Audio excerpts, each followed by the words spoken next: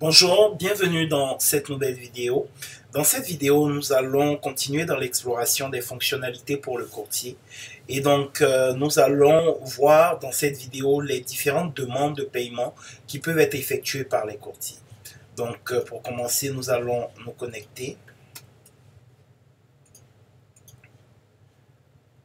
Une fois que cela est fait, nous nous rendons dans l'onglet Paiement. Et vous avez ici demande de paiement. Donc la catégorie demande de paiement.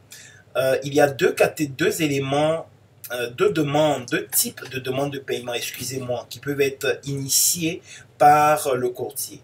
Celle envoyée à l'utilisateur. Donc dans le cas où l'utilisateur pour X, Y raison ne peut pas, depuis son compte lui-même, initier l'opération pour le paiement, le courtier va lui envoyer une demande de paiement et l'utilisateur aura juste à valider en entrant son mot de passe. Donc c'est ce que nous avons fait dans la vidéo précédente lorsque on parlait de recevoir le paiement. C'est la même opération. Donc il va envoyer à l'utilisateur, on va dire par exemple, je veux envoyer un utilisateur plus Britain Pound user A par exemple. Et vous voyez, c'est un courtier en dollars canadiens. Il ne peut pas envoyer en dollars canadiens à un utilisateur qui, lui, est en Great British Pound, qui est une monnaie différente. Il ne peut pas lui envoyer directement en dollars canadiens. Par contre, il peut lui faire un transfert en e-money. E-money qui est la monnaie universelle de la plateforme. Donc, on va dire qu'il va lui envoyer, disons, 100 000 e-money. Il peut mettre une date d'expiration pour cette demande, disons demain. Si l'utilisateur ne répond pas jusqu'à demain, ça va s'annuler.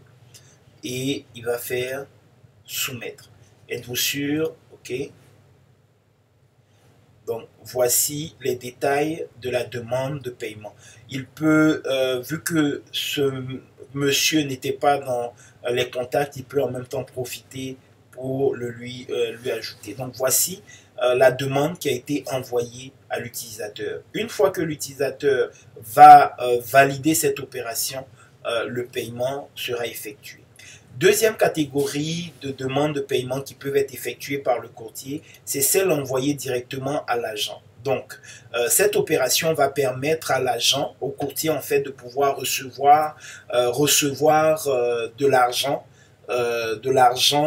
e-money dans son système, recevoir de l'argent. Donc, il va faire une demande, disons par exemple, il veut recevoir 1 million. 1 million e-money, il va mettre une date d'expiration, on va dire demain par exemple, une référence de paiement. Il veut par exemple que cet argent soit transféré dans son compte bancaire, donc il va mettre par exemple les références de son compte et il peut mettre un descriptif.